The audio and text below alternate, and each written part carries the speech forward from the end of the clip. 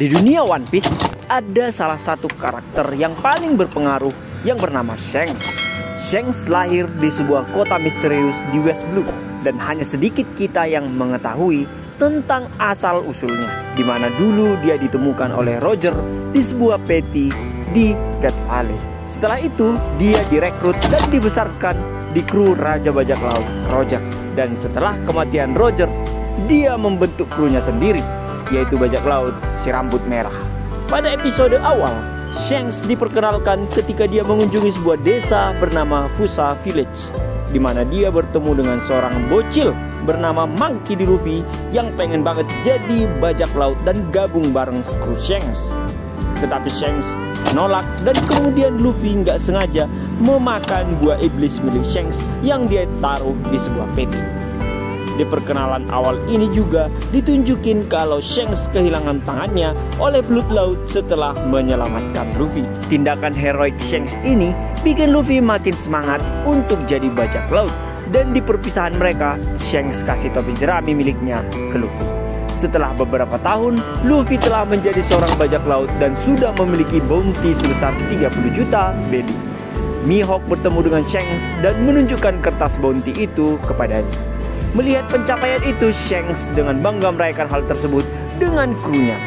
Setelah bertemu dengan Ace yang sedang mengejar Kurohige, Shanks bertemu dengan Shirohige untuk memperingatkan bahwa Kurohige mungkin sedang mengincar posisinya. Di perjalanan mencari Kurohige, Ace ditangkap dan ditahan oleh Marine, sehingga terjadi peperangan di Marineford antara Shirohige dan bajak laut lainnya dengan Admiral dan Marine. Shanks tiba di medan pertempuran setelah kematian Shirohige dan juga Ace, dan tepat saat Koby akan dibantai oleh Admiral Akainu dan menyatakan bahwa peperangan ini telah berakhir. Admiral Akainu yang sangat keras dan tidak tergoyahkan dalam prinsip-prinsipnya menentang pandangan Shanks tentang perdamaian. Namun Shanks dengan bijak menghadapinya tanpa mengorbankan integritasnya. Dia menggunakan kekuasaan dan otoritasnya sebagai Yonko untuk menegaskan bahwa dia tidak akan membiarkan pertumpahan darah terus berlanjut. Meskipun terjadi ketegangan antara Shanks dan Akainu, Shanks berhasil membujuk pihak marinir untuk menghentikan pertempuran. Kehadirannya sebagai salah satu dari 4 Yonko sangat mempengaruhi keputusan yang diambil di perang Marineford. Setelah pertempuran berakhir, Shanks kembali ke dunia bajak lautnya dan terus menjalani perannya sebagai salah satu Yonko yang dihormati.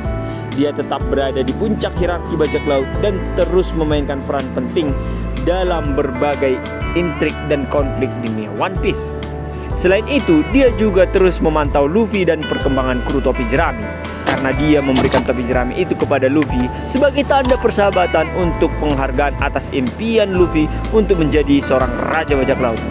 Shanks adalah mentor yang penting bagi Luffy dan menjadi salah satu faktor kunci dalam perjalanannya menuju menjadi raja bajak laut yang diakui oleh semua orang.